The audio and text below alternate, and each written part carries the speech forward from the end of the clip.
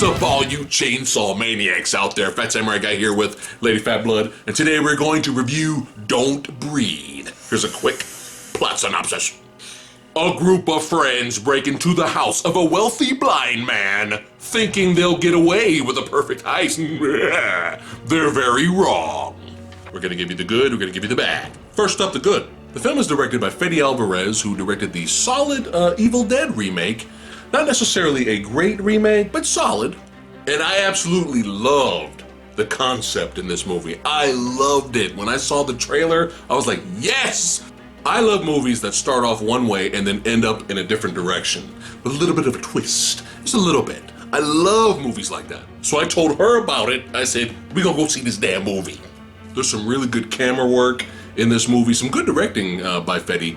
Especially when our three idiots break into Stephen Lang's house, and we get this one-take shot of the camera showing each room and zooming in and out. Some good stuff there. Got some pretty good acting performances from our cast, especially from Stephen Lang. There is some really great tension-building moments in this movie.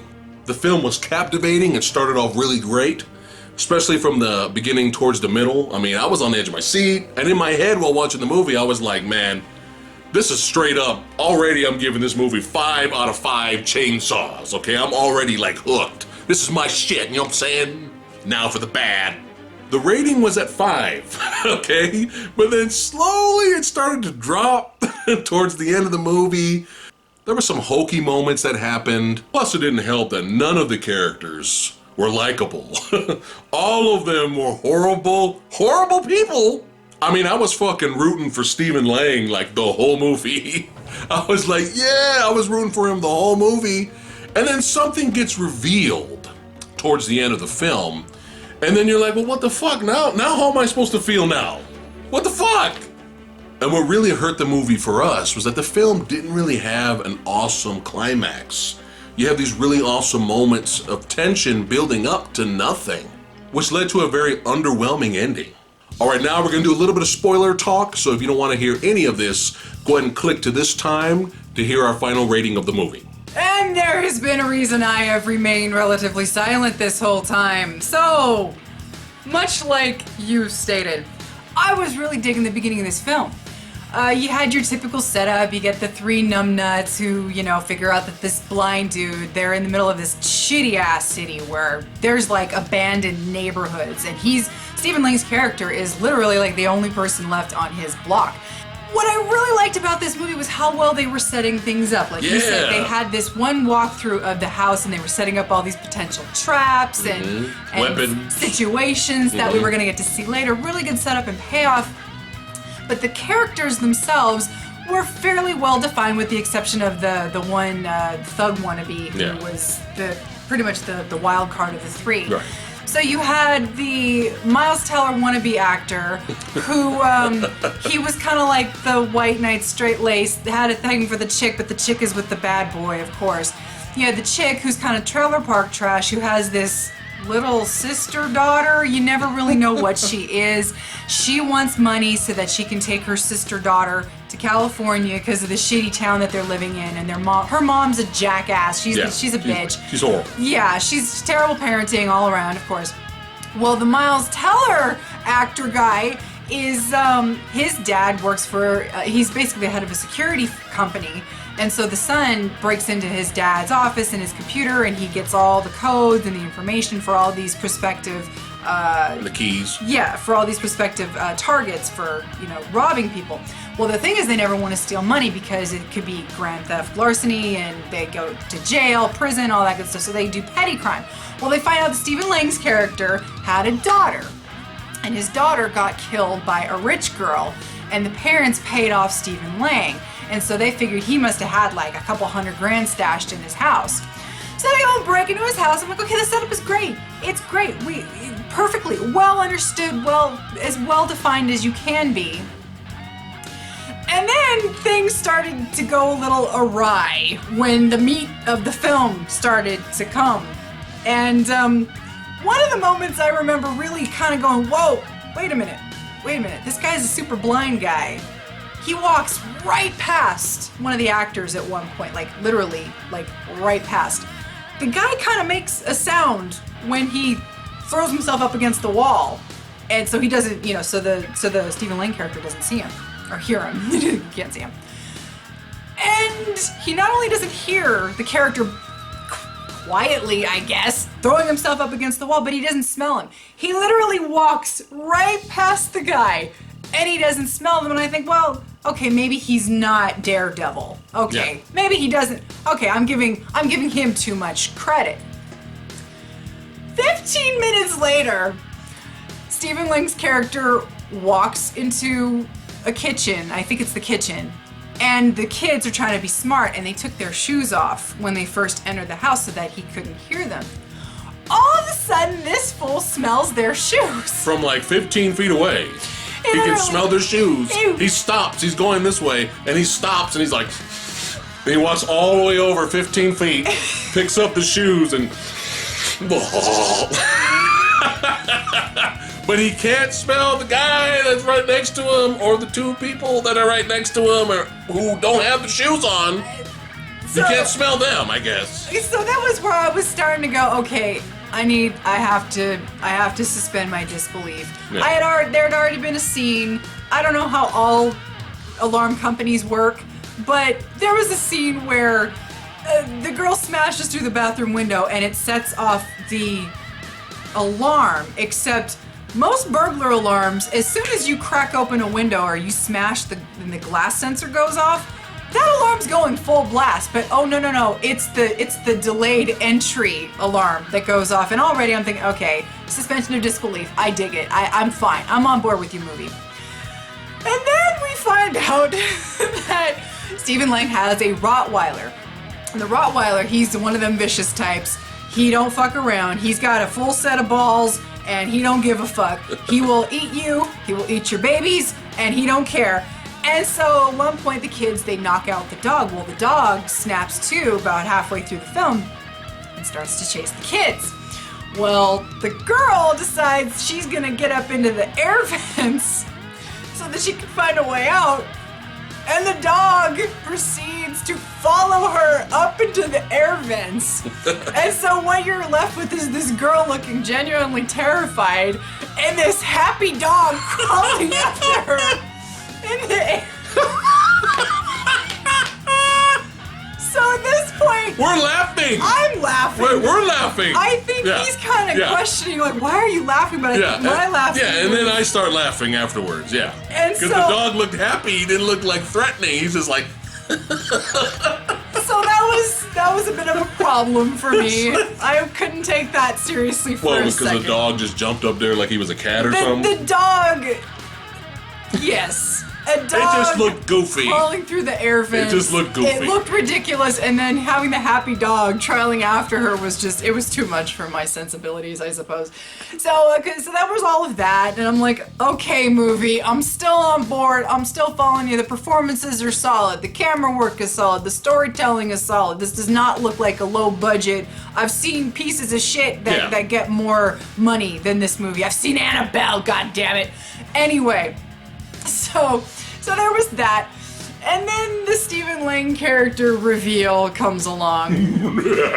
So you can kind of piece together that he's probably not all there. You have this one scene early on where he's asleep, and he's an Iraqi veteran, I want to say, and so he's seen some shit. Obviously, his daughter is dead. You don't know what happened to the wife. It doesn't matter. So at one point he's asleep, and you can hear how obsessed he is with his daughter and losing her. There's this VHS footage on his TV of her when she's young, and he's playing it while he sleeps. And so you get that. Well, the woman that killed his daughter, so he kidnaps. He's had her kidnapped, and like basically he's got this elaborate basement. And because she got off free. Yes, because they paid off the whole situation. They gave him money for it. And so he has her chained up in the basement. And there's a chair by there, and you can tell that she's well taken care of, but she's chained up and she's gagged, and it's awkward and it's uncomfortable looking. And at one point, I thought I saw a little stomach bump, and I'm like, what? Oh, okay, well, they haven't said anything yet, Well, she accidentally gets killed. They try to escape. Stephen Lang accidentally shoots her, and she dies, and he gets all upset. And then the big reveal comes along that he has impregnated her because he thinks it's only fair that she has some accountability for losing his daughter, and so it's only fair that she gives him another child. So at this point, yes, you have completely wiped out any sympathy for this character. And let me tell you the stack of characters that we've been dealt with. We have 4 main characters. We have the Stephen Lang character. We have the girl who's kind of an idiot. The only reason you're supposed to care about her is because she has a shitty home life and because she has a sister daughter that she's trying to get out of the shitty home life. It's not enough, though. In my opinion, it's not enough. She's still a thief. She's still a thief at the end of the day. And it's like, well, that doesn't make me like her just because she has a shitty home life. You have the one guy that has the dad in the security company, and he's kind of an idiot too. He's still, involved in all this petty crime and all that. And then you have the raging idiot one, the thug, who's the first one to die.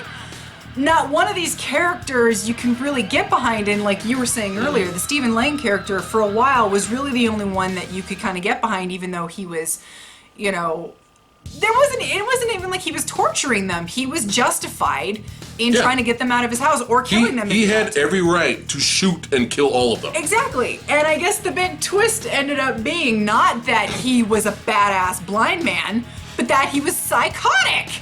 And he was doing this despicable, disgusting thing to this kidnapped woman. Whether she killed his daughter, okay, that sucks, but really? Yeah. Oh, but he promised her freedom after she gave him the kid. Yeah. And here's the best part. So I'm sitting here in this revelation, trying to process the fact that Stephen Lang has impregnated this kidnapped victim simply for the sake of giving him another child. Despite the fact that he's a 50 to 60-year-old blind man that has no business having another child. You don't replace children. That's not how that works, okay? But when you're grieving and blah, blah, I get it, okay, fine. I'm still trying to remain on board with you here, movie. So I'm sitting here trying to process the fact that he has potentially raped this girl, which I'm just like, where are we going with this character? Well, come to find out, since she is dead, and it's technically the girl's fault, he thinks he's killed everybody else, so he chains up Blondie and proceeds to explain to her, I never forced myself on that girl, but accountability has to be held to somebody. So after 9 months, you're free to go. I won't harm you. And he proceeds to take out a turkey baster. He cuts open her pants, and I kid you not, there is this shot of the camera zoomed in on the turkey baster with this maniacal, diabolical music as he's slowly walking towards her as she's hiked up in this contraption. And I inappropriately lose my shit. I'm laughing my ass off. There are 20 other people in the theater, and I am burying my face into this man's chest, trying not to laugh out loud. Failing miserably because I know if anybody hears me laughing at this, I'm gonna get like the demon stare, okay? Because I'm evil. You can assume what's in the turkey baster. Well, you know what's in the turkey baster. That's how he impregnated the other girl. Yes. He never forced himself. It was gross. But it's ridiculous. It was the fire. It came out of nowhere. It was the fire truck moment from The Conjuring 2 that I laughed my ass off with. The toy fire truck showing up out of nowhere. Yes, which with I laughed my ass off on that. I laughed my ass off on this because is it despicable that he is forcibly impregnating this woman or trying to? Yes, of course it is. It's wrong. It's morally reprehensible. But is it fucking ludicrous and hysterical? Yes. Am I evil for thinking that? Yes. So we had all of that. And then the old man's super blind powers kind of went in and out. This is where I got kind of pissed off, okay? So, he's basically Daredevil. I mean, there's moments, it depends on what the script requires, okay? But there's moments where it almost seems like he's like superhuman. Yeah. I mean, there's moments where it's realistic, and then there's moments where it seems like he's superhuman, but you can't do that. I mean, the guy knows his house. Mm-hmm. like the back of his hand. He knows where everything is. He's walking around, bah, boom, boom, boom, boom, boom, boom. He knows where everything is. Cell phone comes on, vibrating. He shoots the motherfucking cell phone, okay? So the guy who knows his house like the back of his hand, who's got daredevil powers, for some reason, cannot turn off his alarm. His own alarm, he can't turn it off. So the female grabs the remote, okay? Turns on and activate the alarm. The noise goes off. He's covering his ears. He's like, and then she defeats him, whatever, right? I was so pissed. I was like, you don't know where your alarm panel is? Really? And there's a shot of him like basically touching around the alarm panel. Like it's like right here. And he can't touch it and find it? It was so stupid. There was another moment that I forgot to mention. What? Okay, so basically you find out they're scoping around the house, and all of the windows except for one have bars on them. Now I could chalk this up to maybe they didn't scope around the entire house, but at one point the two characters that are, you know, because the one guy got killed first, and the two characters, they're trying to escape from the dog and from the guy, and they end up trapping themselves in this bedroom. And it's really quick, but there's this establishing shot where you see one window and there's bars on it, and you see this other window and it looks like it's completely boarded up. And that's where they go, oh shit, we're trapped in here, and that's where the girl gets the idea of climbing up into the vents. They go out of their way to explain to the audience. Well, 2 seconds later, the Rottweiler comes bursting in, jumps on the Miles Teller guy, pushes him right through the fucking window. It's like, you mean to tell me all you assholes had to do to get out of the fucking house was to kick through the boarded window and you would have been fine, but a 120-pound Rottweiler love taps you, play fetchies, and he's completely out. Completely knocks him through. So, yeah. See, the rating dropping. And, yeah. 5 stars. Yeah. And here we go. It was a shame because there was this really cool scene where they were in the basement before all the crazy shit went down when they're trying to escape. The first time, I guess, I don't know. And it's when the Stephen Lang character turns the lights out. They did this really crazy, like, cool whitewashing thing where you can see the characters, but you can tell that they can't see anything. And they look genuinely scared, and there's genuine tension involved. And it was a really great scene. And there were a couple of times where, again, the movie was completely competent in the story it was trying to tell. There's great shit here. And then it just started shitting the bed, nugget at a time. It didn't follow its own rules. It started to fall apart. And the fact that it was such an underwhelming ending to the movie. The ending was stupid. Like, what are you trying to set up a fucking sequel? What is the blind Stephen Lang gonna find the girl somewhere else and hunt her down and her sister daughter down? Come on, get the fuck out of here. It was so pointless to even show that scene. It was so stupid. And in my opinion, everybody should have fucking died. Yeah. Everybody should have died. Yeah. She robbed this guy. The guy was crazy with the turkey baster and shit. But she broke into an old man's house, robbed him of his money, ended up getting 2 of her friends killed, right? And the other lady killed. And she gets away squeaky clean and nothing happens to her. The cops find no DNA in the house to pinpoint her being there. What happens is you find out that she thinks she kills the Stephen Lang character. Yeah. And you find out that he survives, and he told the cops the story that there were only 2 burglars and they didn't get away with anything. He fought them off, he killed them, he got injured in the process.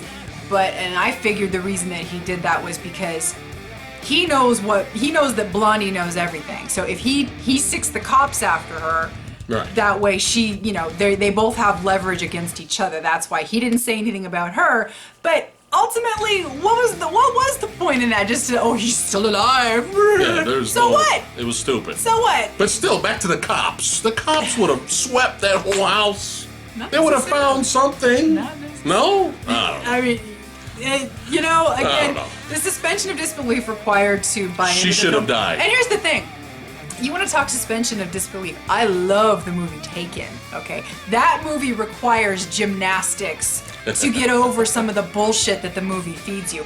But it's a good movie. Yeah. I was willing to go through with those gymnastics for this movie until I couldn't do it anymore. It started to fall apart. But yeah, everybody should have fucking died.